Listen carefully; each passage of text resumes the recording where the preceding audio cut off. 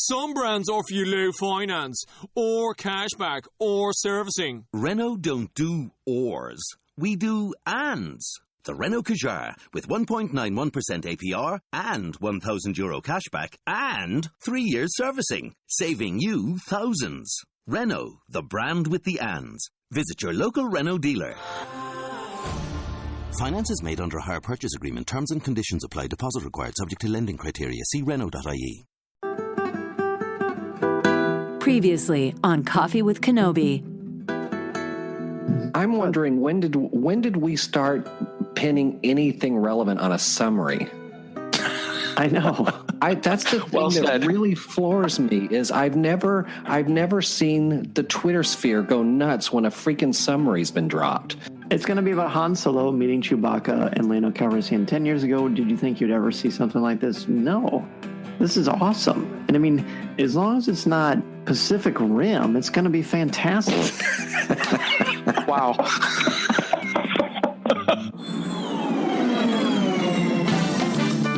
This is Vanessa Marshall, Harrison Dula from Star Wars Rebels, and you're listening to Coffee with Kenobi. Hello and welcome to show number 106 of Coffee with Kenobi, your spoiler-free place for Star Wars discussion, analysis, and rhetoric. I'm your host, Dan Z, drinking coffee out of my Dark Side Disney half-marathon coffee mug from 2017. Thank you for joining me today as we sit back and have some Star Wars conversation. We hope to make you think about the mythology of Star Wars in a whole new way and maybe laugh a little bit in the process. On today's show, Jared Cantor and Trent Cox join me as we discuss the new Star Wars Rebels Season 4 trailer for the final episodes. Jason Brame stops by to discuss the book The Legends of Luke Skywalker. CWK newsman Tom Gross will bring us the latest Star Wars news. So pull up a chair, grab your favorite coffee mug, and let's have some coffee with Kenobi. And now, let's see what's brewing in the Star Wars universe this week. Before we get started, I have two major announcements to share with each and every one of you, and they both revolve around Valentine's Day, ironically enough. So I'm going to give you a task. Pick out a wine that you're going to love, but there's a catch. It has to be one you haven't had before. Where would you start? Well, this is where Winc comes into play. Winc is a new sponsor of Coffee with Kenobi, and it's spelled W-I-N-C, and the word Winc actually comes from a combo of the names wine and incorporated, so there you go. But Winc is really nice because it makes it easy to discover great wine. And even if you're intimidated by wine, it's great. This is perfect. Winc is perfect for you because Winc's wine experts select wines matched to your taste and they're personalized for you. They're also shipped right to your door, and they start at just $13 a bottle. Winc makes exploring new wines fun and easy with delicious wine based on your taste, again, delivered right to your doorstep every month. It's very, very convenient. There's really nothing like coming home to a box of wine, and Winc sets it all up for you, and you may even find it to be the best day of your month, hard to say. So you're just going to go to Winc, and you're going to fill out their palate profile quiz. You answer a couple simple questions that your average store clerk probably wouldn't ask you or translate into a recommendation, but you probably want to know what you're going to like. So questions would be such as, how do you take your coffee, which seems appropriate, or how do you feel about blueberries, etc. And then based on those questions, curated to your taste. So the more wines you rate, the more personalized your monthly selections go. Each month there are 3 new delicious wines for you to look at. Like right now, the insanely popular Summer Water Rosé is really delicious, a really good choice, especially for Valentine's Day. And the best part about all this is there's no membership fees. You can skip any month, and you can also cancel anytime. And by the way, I mentioned shipping earlier. Shipping is covered. So if you don't like a bottle that they send you, they replace it with a bottle you love with no questions asked, which is really convenient. And also you get the Winc Journal, which is included with your wine every month. Gives you a recipe to pair with your wines, info about the selections curated for you, and it has a great design making it perfect for your coffee table. Again, coffee, wine, perfect combo, right? Ordering online, quick shipping, and personalized recommendations, Winc makes discovering your wine that you love so much easier. It's very, very easy to go into the store, and settle for a bottle that you're not sure about. It leaves you kind of feeling, but it is so much easier to let Winc ship wine right to your door that is perfectly matched for you. So sit back and relax, get ready for Valentine's Day. You have finally discovered the best way to find new wines that you'll love with Winc. Discover these great ways to go today. Go to trywinc.com/CWKFamily and you instantly get $20 off your first shipment. That's exactly right, $20 off your first shipment. So again, it's trywinc.com/CWKFamily for $20 off.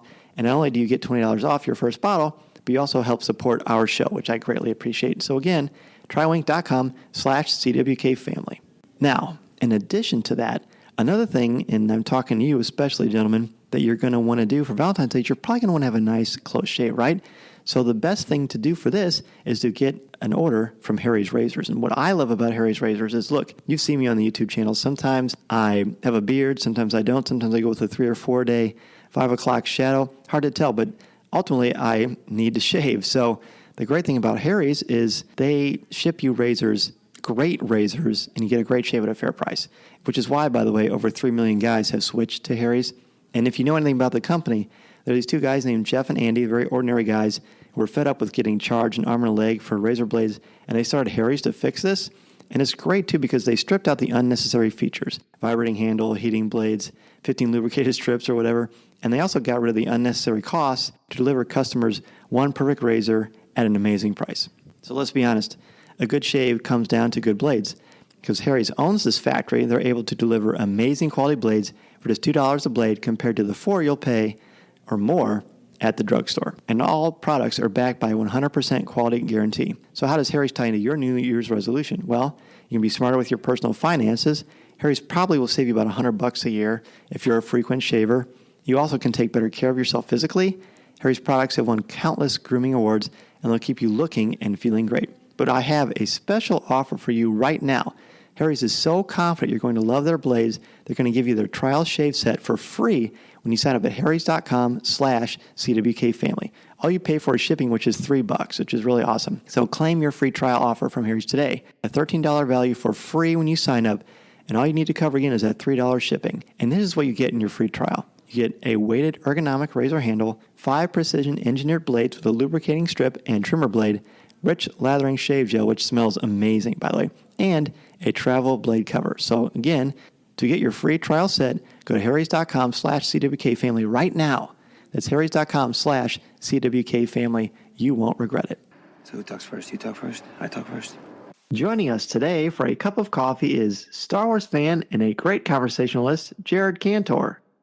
Good evening, Dan. Happy to be here. Thank you for being here. It's good to have you on again. Jared is not our only co-host today. Our other co-host is a first-time guest and a huge Star Wars fan and close friend of our family, Trent Cox. Welcome, Trent. Thank you for having me. You bet. It's great to have you both on. We are going to start right away with the latest and last trailer, sadly, for Star Wars Rebels. It came out just late last week, and it's previewing the last few episodes. Guys, we have an interesting way to look at this because I think it's Jared and I have seen every episode of Rebels, and Trent has never seen Rebels, but he's a huge Star Wars fan, so we're hoping this will convert him. So, Trent, before I get Jared's perspective, I'd like to see kind of what you thought about this, because you're not necessarily familiar with these characters at all. I am not at all, but I wanted to get into the show because, like you said, I'm a huge Star Wars fan, and the trailer put it out. The Jedi, he looked like no other Jedi that was out there. Are you referring to the one that looks older or the one that looks younger? Younger. Okay, so that would be Ezra Bridger. Yeah. And, they look like they're bringing a new aspect to Star Wars, and it looks like a great show. You are going to absolutely love it. There's some great stuff in this trailer because it's got nostalgia. It's got a number of hints to what's going to come out later. So, Jared, what were your overall thoughts on the trailer? I think probably like most people, I was watching it and it's like, okay, you're showing clips from previous episodes. And then I was like, am I watching the right one? Let me make sure I clicked the right link. And then there was that subtle shift and I'm like, okay, here's Hera. This is new stuff. And then kind of like they have this great rhythmic stick going in the background, and it seems like that keeps picking up, and then my heart starts going a little faster, and then I guess it's not really spoilers, but to see the Mortis characters, and then all of a sudden you see and hear Palpatine and the blue flames, and at that point I think I was leaning forward in my chair, trying to get as close to the screen as possible to see what was flashing in front of my eyes, and my heart starts beating faster and faster. I'm ready. I am ready as well. The Mortis thing that you mentioned, which I was going to say that for the end, but we would just talk about it right now. Mortis, of course, and Trent, I know you've seen some episodes of Clone Wars, I believe, but Mortis is from season 3 of Star Wars: The Clone Wars, and it is a 3-episode arc that is among the most dissected and fascinating aspects of Star Wars storytelling in any genre, period. It has opened up so many questions. We've never actually done a real show on Mortis, but that should change very soon, I would think. And now we see what appears to be some sort of a stained glass window or something with it. Now, when I saw the trailer for the first time, it went so fast, and I saw that image, and it just didn't hit me because there was so much going on. And then Aaron Harris posted on Twitter's Rebels Reactions feed, Mortis with an exclamation point, and I saw the picture, and I thought, oh my goodness, we are back to this. I mean, not only that, but we see a number of images. You mentioned the nostalgia factor, Jared. We see a lot of flashbacks, basically a lot of the heart of the series, a lot of the emotion, Zeb going back to his home planet, a great line of dialogue from Kanan saying, Ezra, you've never been like anybody else, and then showing Hera and Kanan together, and then we fast forward to the new stuff, and we have a lot of different things that happen besides Mortis. What kind of catches both of your eye in the new stuff that we've seen besides Mortis? The other thing would have to be I don't know if there's an internet meme yet for it, but Ezra kind of out there in what kind of looks like that very popular Mario Kart, that he's out in space, and there's kind of, it's hard to see since we've only given such a small, narrow perspective. It almost some type of astrological symbol is floating all around him, and he's walking, and in front of him is it's not Convor. Is it Convor? Convory? Convor.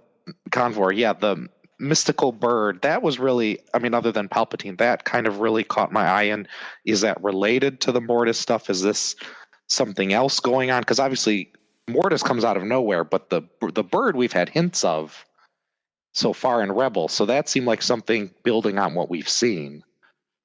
Right. And not only that, but then all of we see a lot of connections to Ezra and nature, which they did a nice job of recapping in the nostalgia portion of this trailer as well. And then there's that great end shot, which has Ezra with the Loth Wolves behind him. I mean, I think it's fair to say that we may get some answers to things we've been wondering about for a very long time, such as who are these little owl creatures, the Convors? What is the significance of them?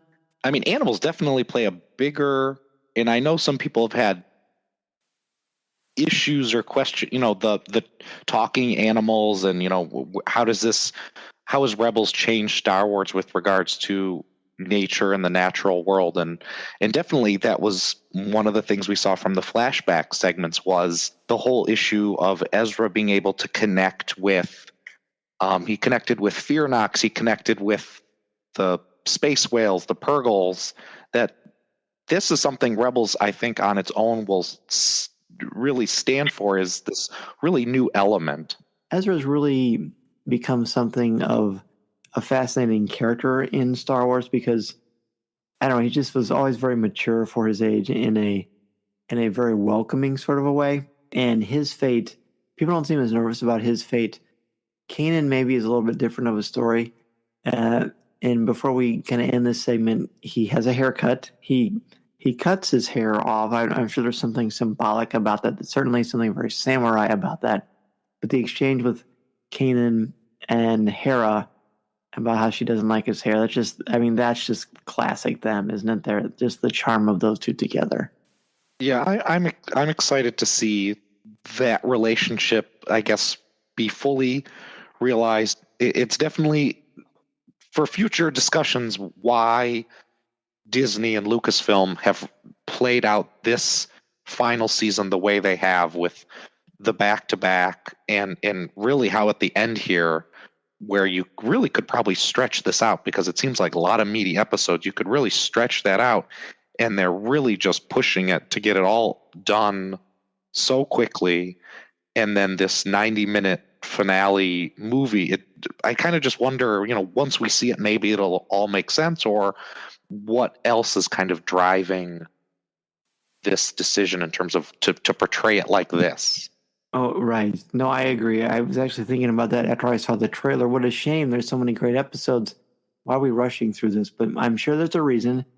I'm sure once everything has aired, we'll have a better idea of that. Time will tell, I suppose. Trent, anything else you want to say about the trailer? I realize some of the stuff we said will mean much more to you once you've seen more episodes, but any certain images or were there certain characters you noticed that you were more curious about because of this trailer? Not really. I like that they added Palpatine in there. Yes. I thought that was a great aspect to it. Like, do you want to know something even cooler about it? Do you know who the voice is? No, I do not. It's Ian McDiarmid, the actor who played Palpatine in the films. Really? Yeah. That's really cool. It's awesome. It's awesome. I was extremely happy to hear that, and I'm getting so accustomed to hearing other incarnations of the Emperor and animated stuff thanks to Sam Witwer that they almost sounded identical at first. It did confuse me for a second there. I thought, boy, that's a is that one playing off the other to try to fit with how we've seen Palpatine voiced in animation, or was that really Ian McDiarmid doing a Sam Witwer impression? Yes, kind of, because animated Palpatine has sounded just slightly different. It's like, movie screen Obi-Wan versus Clone Wars Obi-Wan, and to a certain extent we've somewhat gotten used to Clone Wars Obi-Wan just because there's so much more material to get used to, just the voice, the cadence. No, I see that as well. It's just more of a tribute to Sam Witwer than anything because he is so good at voicing these iconic characters. And then, of course, Ian McDiarmid just jumps right back into the saddle. A nice thing, Trent, about Rebels, and we definitely have to have you on once you've seen more of these episodes, is that anytime there's been a classic character such as Lando or the Emperor or Yoda, and the actors who played them in the films are coming back and voicing these characters for Star Wars Rebels. So that's how important it is to Disney and Lucasfilm, and how much this series is important to the Star Wars mythology and how much it's added to us as fans and consumers of this story.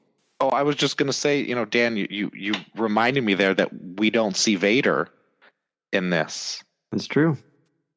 And I'm kind of, I have a checklist of, what I'm wondering if we're going to see and what predictions I'm mentally making my mind. Are we going to see Vader again? Are we going to see Tarkin again? Or have they kind of they don't have the time for that. We're just going to move on to Palpatine and Mortis. And I thought Dave had said that Vader was not going to come back, but that doesn't necessarily mean it's true. He might just come back and do it later.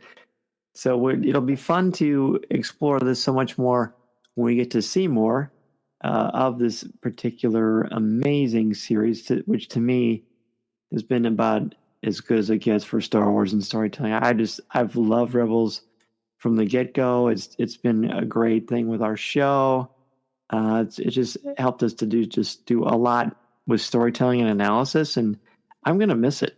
The next one, the first of the last of the series, starts on February 19th, and there will be 2 episodes, and then the next week will be 2 episodes, and then the last week will be 90 minutes, so basically 3 episodes, and that will be Monday, March 5th. So much more to say about Rebels, fortunately, before it's all said and done. So we will go ahead and take our first break. When we come back, Jason Brame will talk to us about the book, The Legends of Luke Skywalker.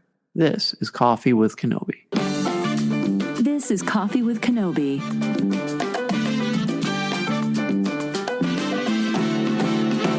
Coffee with Kenobi is also sponsored by the Star Wars Digital Card Trader Collecting app from Topps.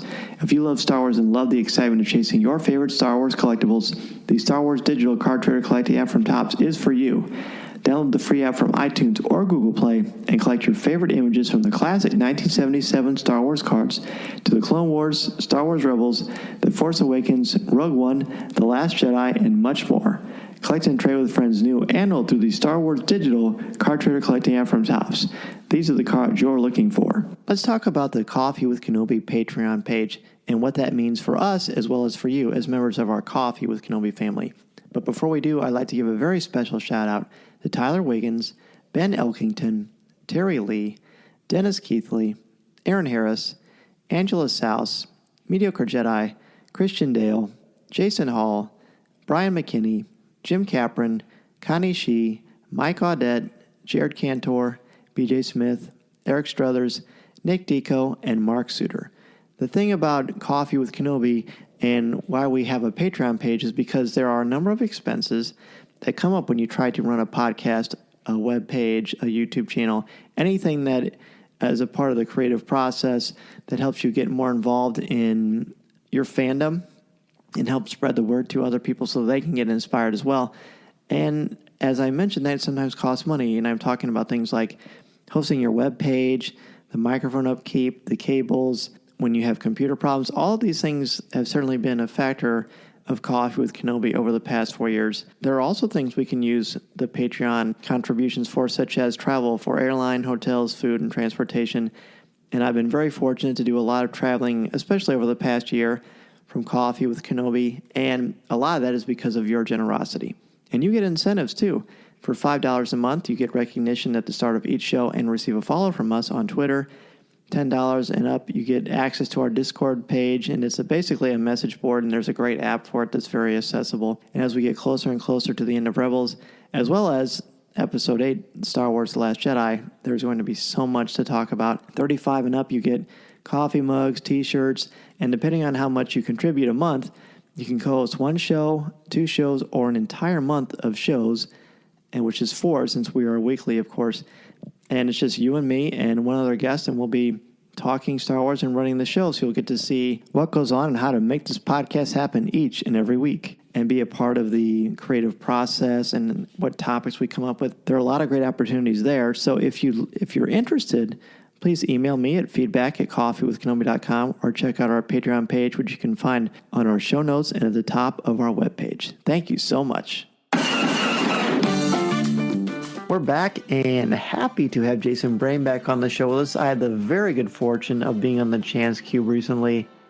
Man, that was a lot of fun. I had a ball being on your show.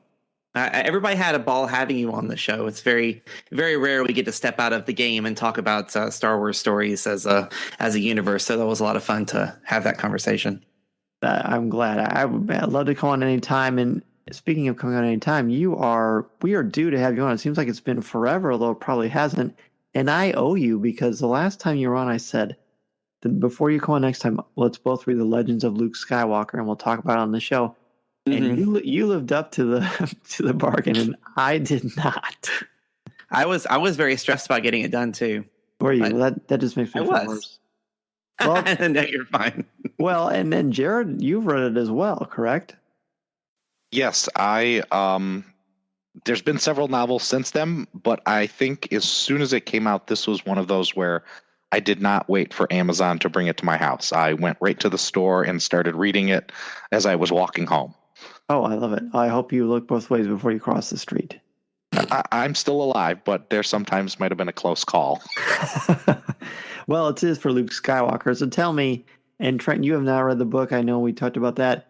Tell us, gentlemen, what this book is about, and if we need to read it as Star Wars fans.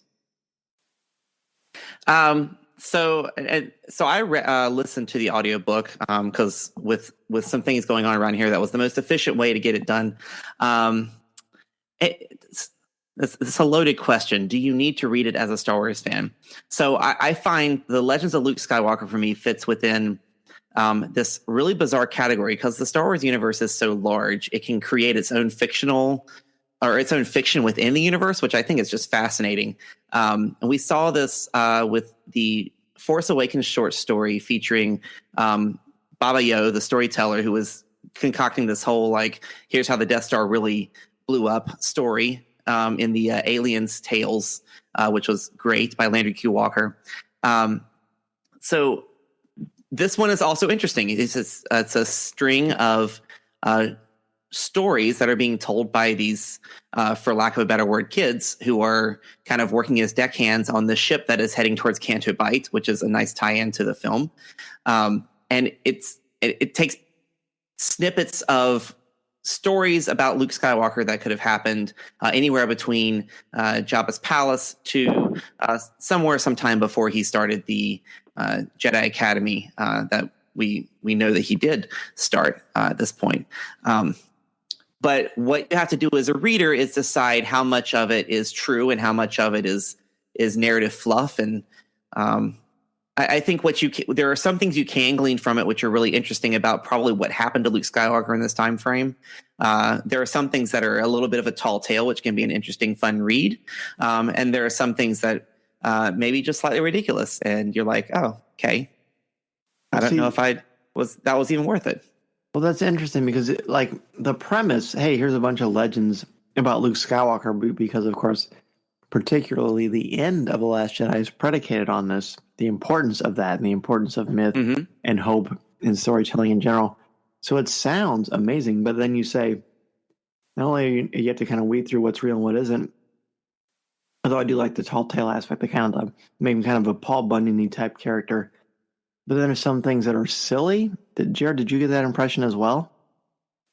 Yes, I'll just say that for every fault in this book, the story called Fishing in the Deluge, to me, just makes the entire thing worthwhile. So that, I think, was probably my favorite story. I think, and also because I think it's probably the most, or one of the ones I think definitely happened. And since I'm a canon obsessive person, that kind of warms the cockles of my heart. But my second favorite story is The Big Inside, which is one of those where I think is also probably mostly true. And then you do get to the kind of the story of the moat controlling Luke Skywalker, and it's kind of hard to say whether that's silly or absurd or what exactly the story group in Lucasfilm wants us to take from that, because you can have the polar opposite of that in the sense of the very first story, which is called the Mythbuster, also kind of silly in that, but not silly and kind of ridiculous, but silly and kind of in a good way. Yeah, I totally agree. There were some really great stories, and I don't want to spoil anything for anyone, but something Dave Filoni has been doing a lot in the animated series, which is looking at different sides of the Force. We saw it with the Night Sisters. We see it in a lot of the different, in the way that Zeb species, dealing with the Ashla and all that stuff. There's a little bit of elements of that in here too, where Luke is discovering how different cultures around the galaxy may interpret the Force a little differently, have different words for it. And that's insightful and really exciting. And there's a whole story about a flea who lives on Salacious Crumb, who ends up talking to Luke Skywalker, and his whole tall tale. It's interesting.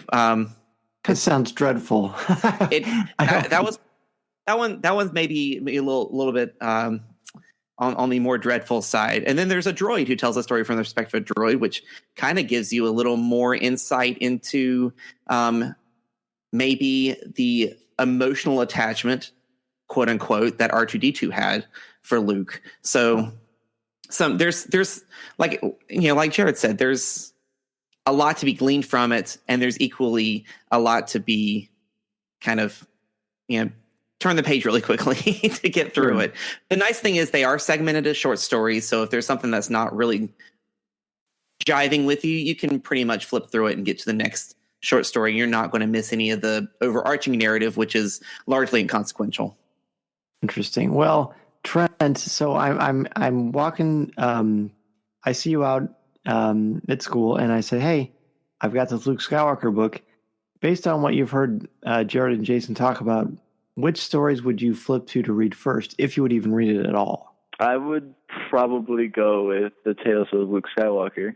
Which one of those stories that they describe would you be interested in? Is it the flea and the monkey? Is that your favorite one? Yeah, definitely. just because the name kind of fits it all. I'm kind of the guy who judges a book by the cover. Oh, well, it is a great cover. I will say that. Yeah, definitely. Jason, anything else? And it has fantastic art. Yeah. Oh, yeah. I did notice that. It's not quite. Is it chapter? Yeah, the chapter art is really. I'm trying to remember. We can shout out to the great artist, but it is beautifully illustrated. I mean, the book itself is really beautiful.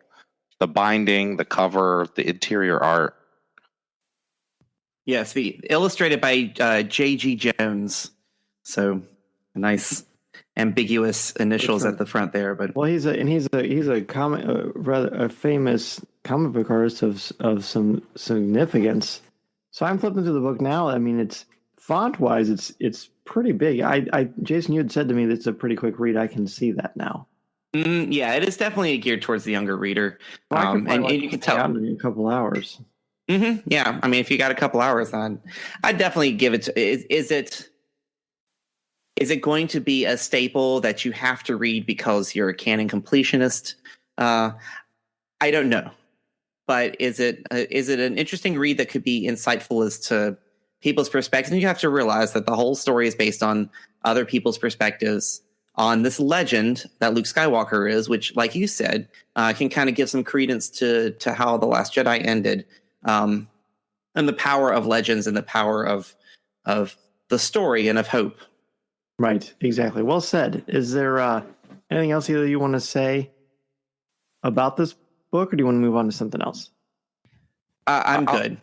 I'll just echo Jason that I one of the things about great short story collections is that you can pick it up and read one, and if you're 5 pages into it and it's just not really hitting you, it's not like you've bought an entire book and kind of wasted that money. Flip to the next story, and between all of these stories is, as Jason mentioned, the story of these children on this freighter that's owned by a Hutt transporting Fathiers to Canto Bight, and that in and of itself is just kind of an interesting story, kind of echoing the whole issue about child exploitation and child labor, which was kind of front and center in The Last Jedi. Very true. Yeah. So again, I think that maybe even more so than The Force Awakens, there's some much more overt connections to The Last Jedi in these Journey to Star Wars: The Last Jedi books. Especially, I mean, Phasma had some. Certainly, Leia had a couple of major ones, including the Easter egg of the Force helping to preserve her in times of potential suffocation, whether it's from mud or space. So I think that's interesting. Jason, anything else kind of catching your eye before we let you go? I have to say, I mean, Lee Peabody, who's heard me talk on the show before, one of my greatest fascinations with the canon is what they do, whether it be across mediums or to expand stories that are adjacent to existing stories. I find it incredibly fascinating that we're going down this rabbit hole of Rose and Paige with a lot of stories that both the one that came out when Last Jedi was released that not a lot of people talked about was Cobalt Squadron, right? Which came out and which was all about Rose and Paige leading up to the events of The Last Jedi. But the Forces of Destiny series has also latched on to that pair of characters. And they have a comic book coming out. I know that some of the YouTube shorts coming out as well. And if anybody didn't know, the IDW is doing a series of Forces of Destiny comics, which are not related at all to any of the stories that have come before. They may be include them within it, but they're much more expansive than that. So definitely something to check out as they continue to expand that brand. But I just think it's fascinating that a character who was on the screen for 30 seconds to a minute, they're now gearing towards capturing the minds of much younger readers, as to say, these are these two, and to really try to build that backstory behind a character that maybe everyone didn't get what they wanted to from the film from her. Oh God, I thought she was so compelling. That actress told a lot with just her eyes. Mm-hmm. And then, of course, John Williams' music enhances it greatly. But I really feel like, and I'm glad you brought that up, Jason, because I feel like years and years down the road, historians and cultural anthropologists are going to look at Star Wars and the story group in this universe and describe how unique and truly brilliant it is. I mean, it really is our modern mythology, even more so than superheroes, I think now, because of just the connections and the different ways they've done it. It's a classic storytelling in every sense of the word. Jason, always classic to have you on the show. Where can people find your contributions to the Star Wars universe? Absolutely. So you can always, if you want to contact me, you can hit me up on Twitter at Star Wars TCE. StarWarsTCE.com will head you to my YouTube channel where I do a monthly timeline video on Star Wars canon, the latest releases and previewing what's coming up. And if you're into gaming, I run the Chance Cube, which is a channel, a whole network. It's covering Star Wars Destiny, which is a card and dice game by Fantasy Flight Games, which has taken the customizable card gaming world by storm. It has neat, as has your magnificent podcast. So be sure to download the Chance Cube and subscribe. Very, very good stuff. And by the way, Jason, I'm pretty sure I'm going to be playing Destiny on Friday night for the first time. You do it, sir. I would love to hear your feedback on that. Yeah, it's going to be fun. So thank you again, Jason. We're going to go ahead and take another break, and we will return with news. This is Coffee with Kenobi. This is Vanessa Marshall, and you're listening to Coffee with Kenobi.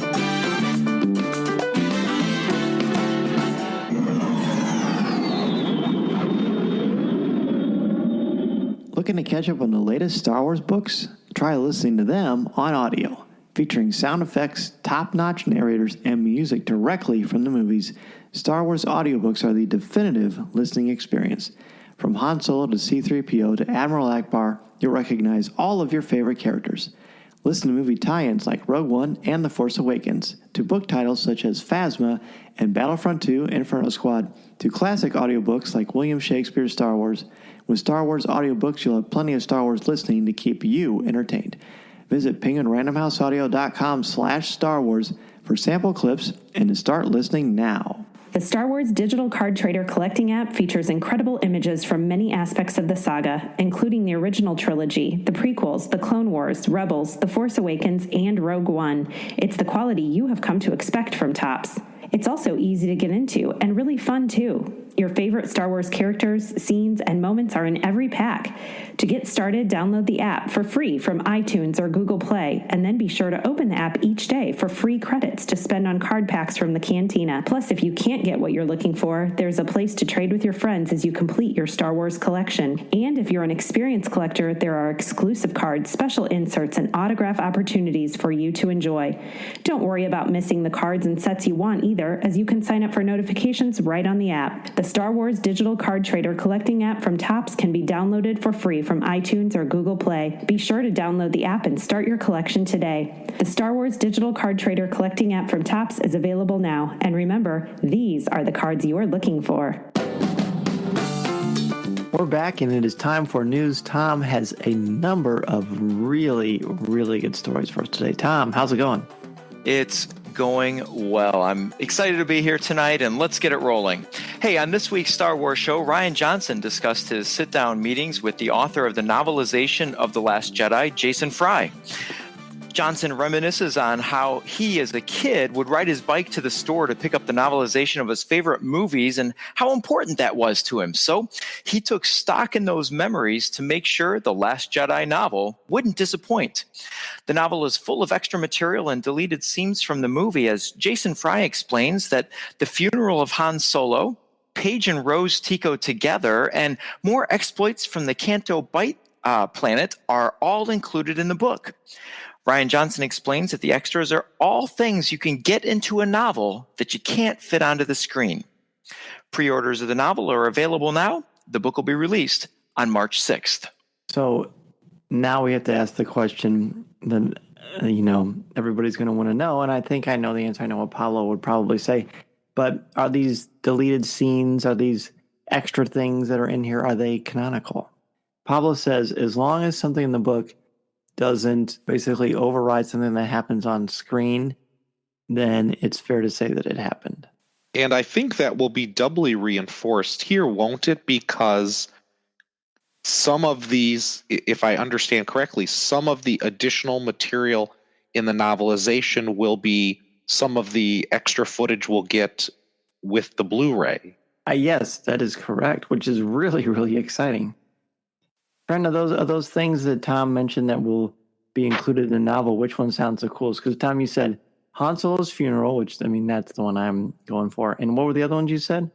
The other things besides the funeral of Han Solo, included in Jason Fry's interview, was Rose and Paige together doing something, and more from Canto Bight. Trent, which one sounds the coolest to you? Han Solo's funeral, although it was a sad scene in the movie, I kind of feel like it would explain more of like the rebels' feelings towards Han Solo and see everything with that. Jason Fry is a heck of a good guy and a really awesome writer. So if anybody can make something out of it, it's him. And am I right that Rian Johnson worked on a novel with him? Yes, that's what was shown in the Star Wars show excerpt that they did. It looked like that they had several sit downs and lots of notes being taken. So it looks like some good conversation on their part on that level. The Rose and Paige stuff, it would be great to have Paige be able, get some words out of her mouth, even if it's just on the written page. I think the Han's funeral will be the one that I'm most, not that I would flip directly to it, but presumably it's at the front of the book, because I'm really hoping that we get Leia's thoughts there, because obviously one of the biggest things going into TFA was, wait a minute, they're divorced or they've split up. How did this happy relationship fall apart? And I think getting inside Leia's head, or maybe she would even be expressing them outwardly, her thoughts about his death and their relationship. That's really, I think, what's really going to drive interest in that book. On Tuesday, Star Wars The Last Jedi was awarded 4 Oscar nominations. One for visual effects, the other for sound editing, and one for original score by John Williams.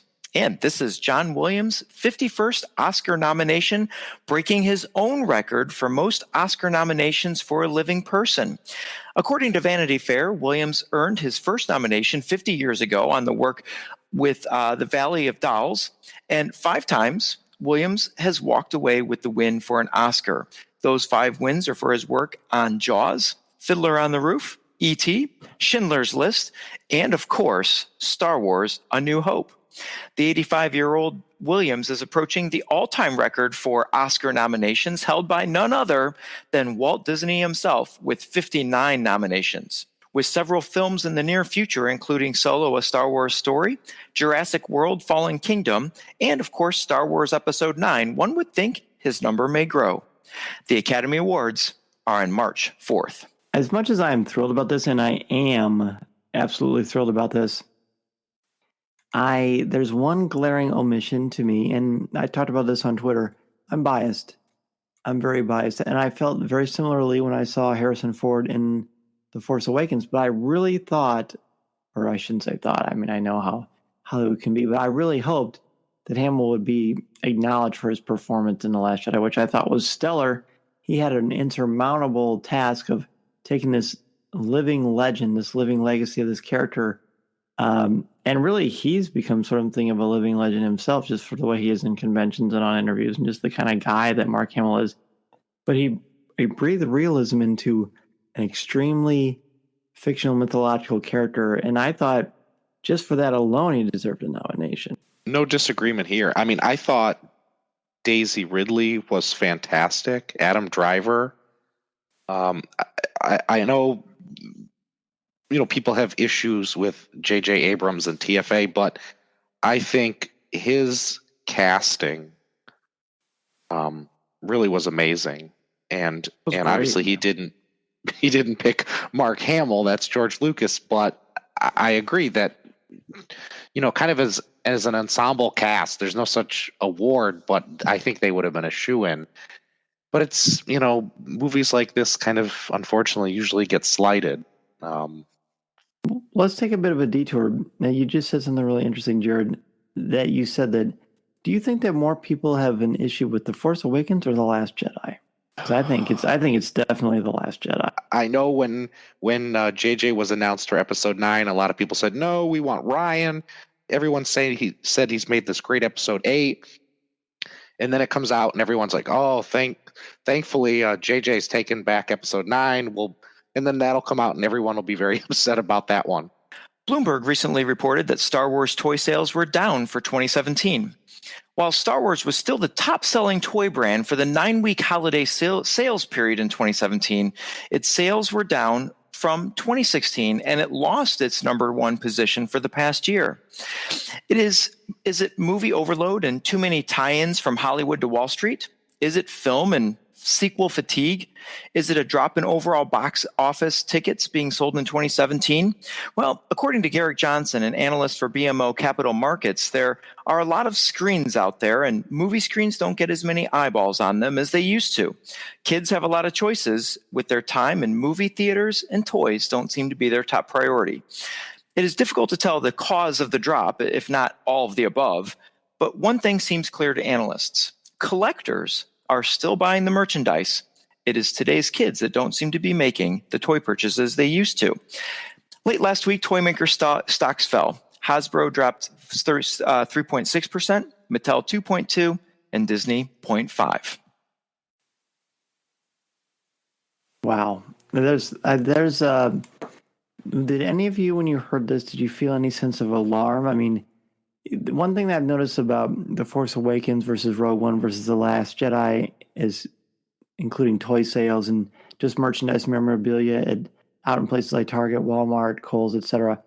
There's definitely much less, even for The Last Jedi, than there was when The Force Awakens came out. Now, none of it was like the bombardment of Episode 1, of course, but I don't really see peg warmers, because I think the reason is because we had such a frustrating time with Force Friday 2, and that is, I don't think the shipments are coming as fast and furious as they used to.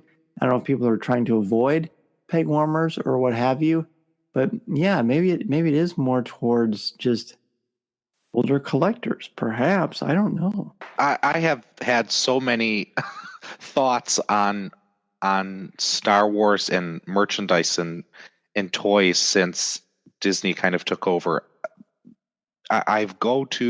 My local Target is kind of my go-to place. That's where I was for Force Friday and Rogue, whatever that was, Rogue Friday. And I also go to Toys R Us and the other stores. And I kind of I look at what's out there, and it's like, this is the stuff that either I think the kids want, or that us big kids who have slightly bigger budgets to buy these toys, and yet they make so few of them, or they come out months and months later that there's adequate supply. And then I look at some of the other figures, and it's like, who's buying these 3-foot tall stormtroopers or 3-foot tall Rays? And it's like, well, no wonder they're having problems. Tom didn't mention this, but some friends and I were discussing today how Toys R Us is asking the bankruptcy court to let it close something like 20% of its stores coming up, and that they're going to have, liquidation sales starting in February through April. So I'm certainly going to go in there, and now that everything's, Star Wars related is going to be on a fire sale, I'll finally pick up some of the things that it's like, well, if it was $20 cheaper, maybe I'd get this thing, but really it's a little silly, or it's so overpriced. I think they're kind of shooting themselves in the foot, both in terms of what they're picking, the price points that they're putting things out there. So they're really not. They're playing a very small violin in the Cantor household. Yeah, to be exact, it's 180 stores across the United States that Toys R Us is closing, and most of those markets are where there will be another Toys R Us somewhere within 30 minutes or so. But yeah, Dan, when I think about this, and I saw the story, the first thing that my first emotion was, sadness and disappointment, that, today's market doesn't cater to toys. But then at the same time, I kind of, as my thought went on, I remembered what you had said about, the Force Friday and how it's increasingly become more disappointing. And on my side of it, my opinion rather, is originality. I just don't feel like they're they're coming out with original products, or it's gimmicks to try to justify upselling something. Instead of being $279, now it's $479 because of a gimmick that's inside the action figure or something, and it's something that may not even be in the film. And the last thing is, I really don't feel like, now aside from the Forces of Destiny action figures, I don't feel like they've really marketed to kids. Mm-hmm. I agree. I feel like it's to us. But then they have the paradox where they think that the Force links will be something that we'll be excited about, and that's never really been a draw for me. And I mean, they don't. Besides the newer versions of Luke and Leia, there's really not a ton of reasons to buy repeat characters like there used to be before, because they almost look fairly identical. And the boxes themselves are much smaller, which isn't necessarily a bad thing. It's easier to fit on my wall. But I don't know. I don't know. There's something missing. I don't know really what it is. I still have fun hunting for them, but I don't know. It's not the same. And maybe it's because by now we as adult collectors have so much that there's just not as much of a need to get more unless you're just a diehard completist. I know in my household, my kids look at my toys, and I just wonder how many times this happens across the country with Star Wars parents and their children. And my toys are seen as collector's items. Mm-hmm. And so while my kids know that they are more than welcome to play with most of my Star Wars toys, I wonder how many of them look at those and think those are to look at, not to play with. So when they see them in the stores, they have the same kind of consideration. I think that's fair. What do you guys think? Trent, what do you think? I mean, I don't know. I know you love Star Wars and you have some stuff, but are you a collector of the toys, or has that ever been something that's kind of caught your attention, even when you were little? When I was little, I wasn't really too big into Star Wars.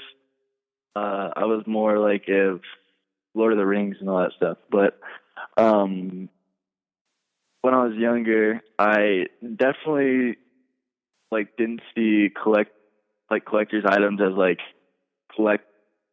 to collect. I just saw them as toys to play with and to have fun with, and just to be you can just imagine the toys. And it's just I don't really see toys as that. But as I get older, I kind of see that now, because it's just crazy how much the Star Wars items can go for, and how rare things are, all that stuff.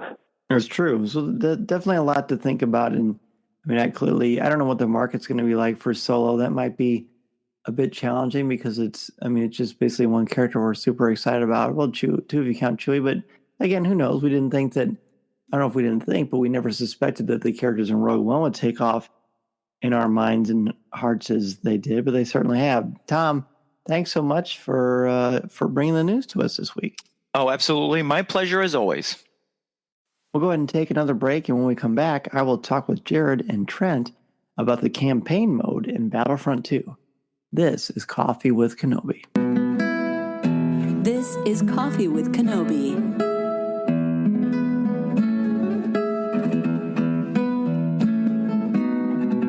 Coffee with Kenobi was also sponsored by the Star Wars digital card trader collecting app from Topps.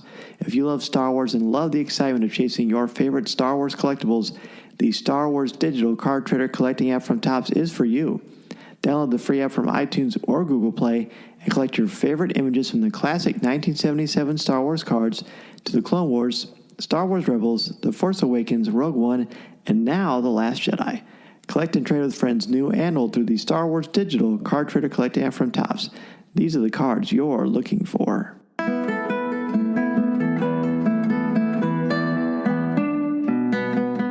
It's coffee chat time, and we have another fun thing to talk about, and that would be the campaign mode for Battlefront 2. Of course, one of the big criticisms about the first one was that the campaign mode was lacking, and by lacking I mean just wasn't there at all. And now we have a pretty epic one, and it was kicked off with Inferno Squad and the story of Iden Versio, played by Janina Gavankar. And the campaign mode has been huge. It's been really successful.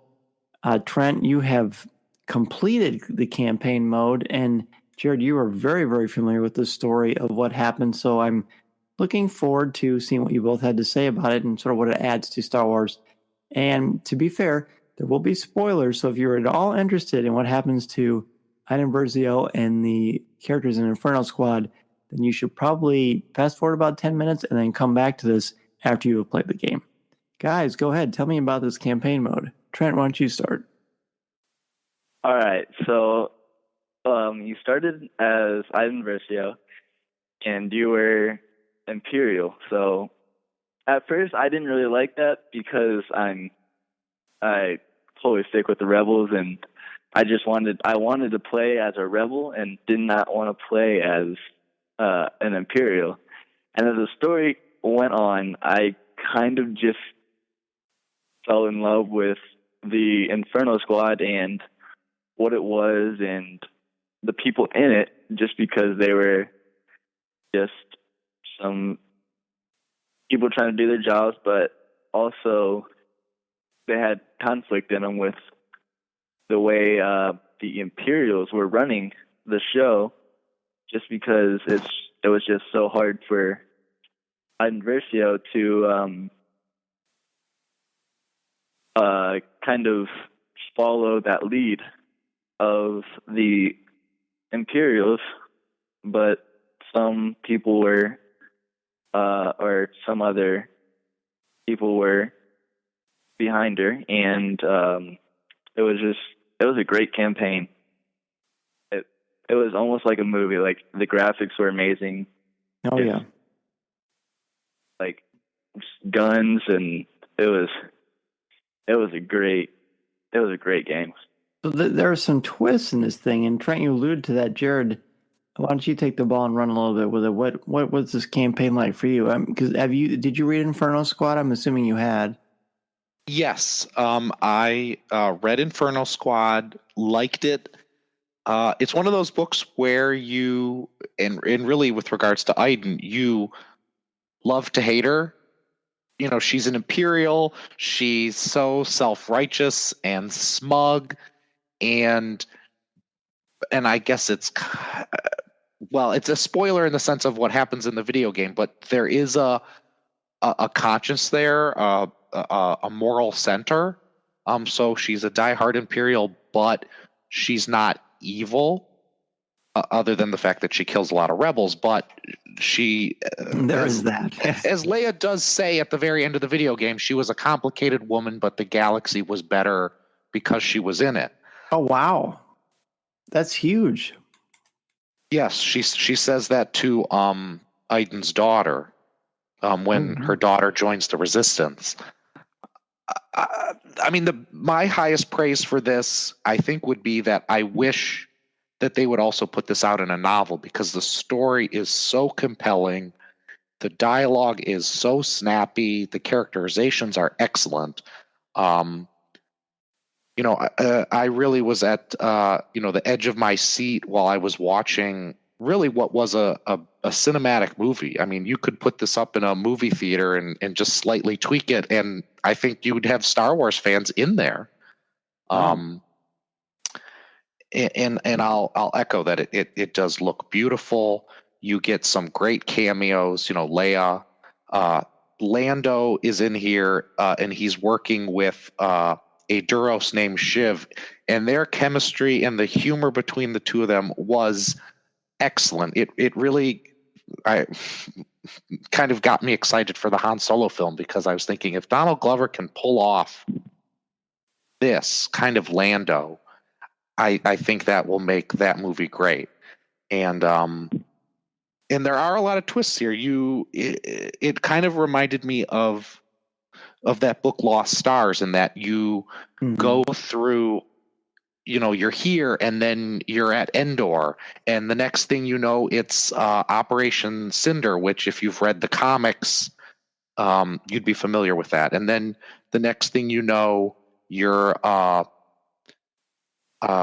at Jakku, and it just the tie-ins to the broader universe just keep coming and coming and coming, and then the next thing you know, Aiden's daughter is coming to Dakar, and it's presumably right after Starkiller Base has been blown up, and Leia says, thanks for joining, but I need to send you on a mission to the Outer Rim to reach our allies because, the First Order is coming here, we're evacuating, which kind of made me wonder, okay, that's going to be Battlefront 3, or is there an opening here to where we see her daughter in Episode 9, because there's that whole issue with the allies who didn't show up in Episode 8.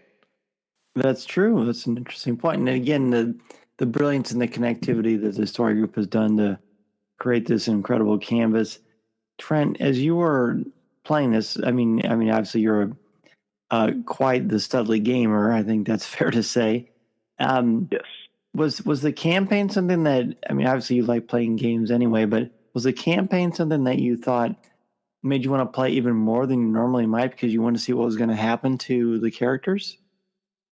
Yes, I actually finished it in something like a day and a half. That's how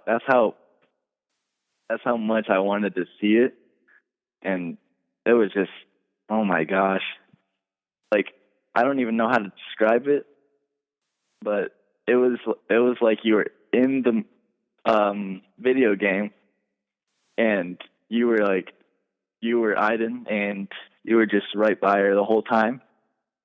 It was an amazing game. I'm a little bit biased, so I think it was the best campaign I've ever played, and I've played a lot of the campaigns from World War II and COD and all that stuff.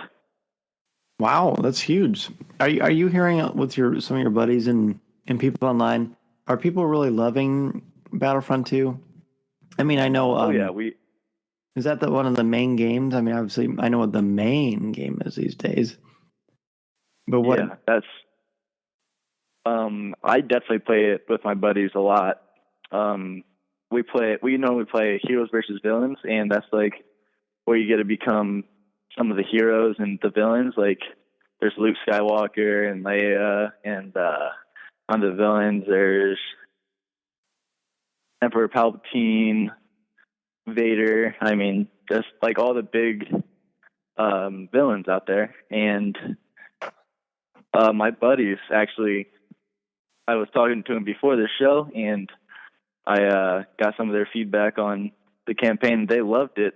They loved the graphics, and they said it was an amazing game, and we play it with each other a lot. So, yeah. I think that's so cool. So, Jared, do you have a system? Do you play? Does a SNES count? It counts to me, but not for Battlefront. Yeah, no, the last video game I think I seriously played in terms of the amount of time was SimCity 3000, which was probably more than a decade and a half ago. I never, despite my wife saying I have the patience of a saint, I never had the patience for video games. That whole, if I don't get to this corner and I die, then the last hour of work disappears. I just always kind of could never really get into gaming. So other than the SNES I inherited, I've never bought a system, but I've always been a great backseat gamer because I had friends who were big gamers, and video games that had great stories. I would always tell them, don't play while I'm at class. Wait for me to get home from class. This was in college. Then you can finish the game because I want to know how the story ends. And for people who aren't gamers like me, but who enjoy the Star Wars lore, this is the perfect cinematic video game. And there's plenty of people on YouTube who've played it and cut it up so that you're kind of just getting the story. And the gameplay does seem fantastic. I probably, if I didn't spend most of my Star Wars budget on literature, I probably in a heartbeat would get a game system just to be able to kind of go through that story mode at my own pace, because you do, like Trent said, you feel like you're Aiden. and you are so immersed in a story, you end up really feeling for the character. This video game brings out a lot of emotions, I think, in the viewer and in the player. I definitely agree with the emotions part, just because Aiden is very torn with the Imperials and trying to leave, just because, I'm going to give a little spoiler here, just because her father is the lead or the ship's commander, and like she is always trying to kind of battle with her father in the story, just because her father always is trying to just kind of slip under the rug of what inhumane things he's doing to the people on the on his alliances with the Imperials. It sounds, I mean, it's really cool. Like I said, I only played a little bit of the beginning of the game over Christmas break, but I really liked it. This character is fascinating. On show number 83, we had Janina Gavankar on, and we talked for quite a bit about her character and about the novel as well as the game. And the game hadn't come out yet, so she wasn't able to say too much. So it'd be cool to have her on once I dive into this thing as well. Guys, appreciate your perspective on that. We'll go ahead and take our last break and return with your emails. This is Coffee with Kenobi. Listening to Coffee with Kenobi, you are the podcast you're looking for. This is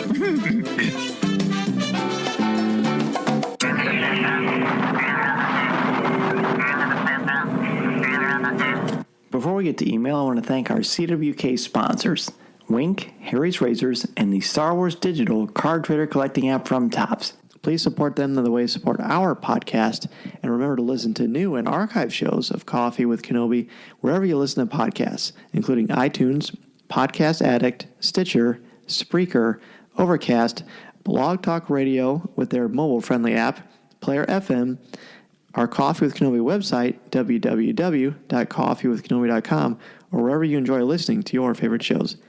And if you listen to the show through iTunes, please leave us a review. We are also on Facebook, Twitter, Instagram, Pinterest, and Tumblr, and we'd love for you to check us out there.